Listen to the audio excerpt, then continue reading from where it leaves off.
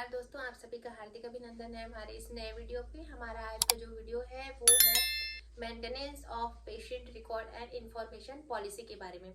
इसमें हम ये जानेंगे कि हॉस्पिटल में या फिर किसी भी गवर्नमेंट डिपार्टमेंट में जो भी फाइल है, जो डॉक्यूमेंट्स हैं, उनको किस प्रकार से सुरक्षित रखना है, इसके लिए हमको क्या क्या चीजें करनी है और इसके साथ ही इसके लिए रेस्पॉन्सिबल पर्सन कौन है। तो सबसे पहले हम देखेंगे रेस्पॉन्सिबिलिटी। इस जो मेडिकल रिकॉर्ड डिपार्टमेंट होता है, जिसको हम शॉर्ट में MRD भी कहते हैं, वो रिस्पॉन्सिबल होता है सभी प्रकार के रिकॉर्ड के संधारण के लिए, उनको सुरक्षित रखने के लिए और किसी भी प्रकार के डैमेज से उनको बचाने के लिए। और इसके साथ ही जो बेसिक चीज है वह यह है कि कोई भी जो गवर्नमेंट का फाइल है, डॉक्यूमेंट है या फिर किसी भी प्रकार का रिकॉर्ड है, वो कभी भी डिपार्टमेंट से बाहर नहीं जाना चाहिए। अगर कोई व्यक्ति इस तरीके से करता है तो वो बिल्कुल इनलीगल है, वह कोई भी व्यक्ति ऐसा नहीं कर सकता। तो इसके लिए हमको क्या करना है, जो MRD डिपार्टमेंट के जो हेड होंगे उनके द्वारा एक रजिस्टर मेंटेन करना है, जिसमें अगर किसी भी व्यक्ति को, और वह व्यक्ति डिपार्टमेंट का ही होना चाहिए, किसी भी व्यक्ति को अगर किसी प्रकार के फाइल की, रजिस्टर की, डॉक्यूमेंट की जरूरत है, तो फिर वह MRD डिपार्टमेंट में आएंगे और उनको जिस चीज की जरूरत है उसके बारे में डिटेल इन्फॉर्मेशन वहां पे मेंशन करवाएंगे रजिस्टर में। उसके साथ ही जो उसको इश्यू करा रहे हैं उनका नाम, पदनाम, दिनांक, समय और कौन सा डॉक्यूमेंट उनके द्वारा इश्यू कराया गया है, वह जो है MRD डिपार्टमेंट के द्वारा मेंशन किया जाएगा रजिस्टर में।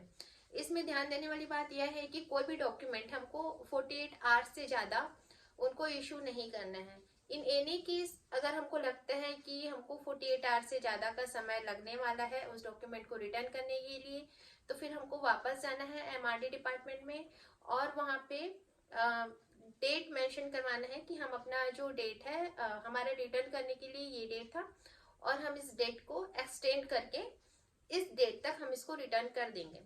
अब इसमें डिपार्टमेंट की रिस्पॉन्सिबिलिटी यह बनती है कि वह कॉल करके उनसे फॉलो अप ले, उनको जानकारी दे कि आपका जो समय था वो समय सीमा समाप्त हो चुका है और अब आपको उस डॉक्यूमेंट को हमको रिटर्न करना है।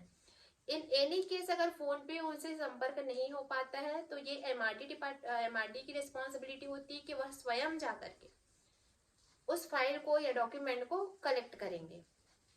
इन एनी केस अगर वो डॉक्यूमेंट हमको वहां पे नहीं मिलता है तो सबसे पहले हमको अपने जो इंचार्ज है उनको इन्फॉर्म करना है कि वो डॉक्यूमेंट हमसे मिसप्लेस हो गया है या हमें नहीं मिल रहा है, और आगे की स्थिति में उसके लिए हमको FIR दर्ज भी कराना पड़ता है।